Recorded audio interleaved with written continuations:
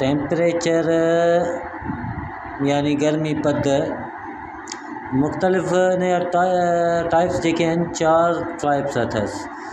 पहिरियों अथसि सेंटीग्रेड, ठीकु आहे। ॿियों अथसि फ़ारेनहाइट, ठीकु आहे। टियों अथसि केल्विन, ठीकु आहे। चौथों अथसि रैंकिन, ठीकु आहे। हाणे इन जा मुख़्तलिफ़ यूनिट थींदा आहिनि। सेंटीग्रेड जेको हूंदो आहे उहो 0 खां शुरू थींदो आहे 100 ताईं। हाणे टेम्परेचर जा कुझु क्वेश्चन ईंदा आहिनि टेस्ट्स में, त वाटर जो बॉइलिंग पॉइंट छा आहे ऐं फ्रीज़िंग पॉइंट छा आहे। यादि रखो, हे थींदो हिन साइड वारो थींदो लोअर पॉइंट, हिन साइड वारो थींदो अपर पॉइंट, ठीकु आहे। लोअर पॉइंट ते हमेशह पाणी बर्फ़ थींदो, अपर पॉइंट ते हमेशह पाणी छा थींदो, बॉइल थींदो, ठीकु आहे।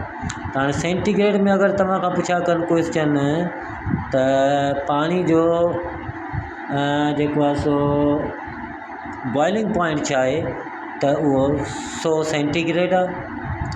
ऐं फ्रीज़िंग पॉइंट छा आहे, त उहो छा आहे असांजो 0 सेंटीग्रेड आहे।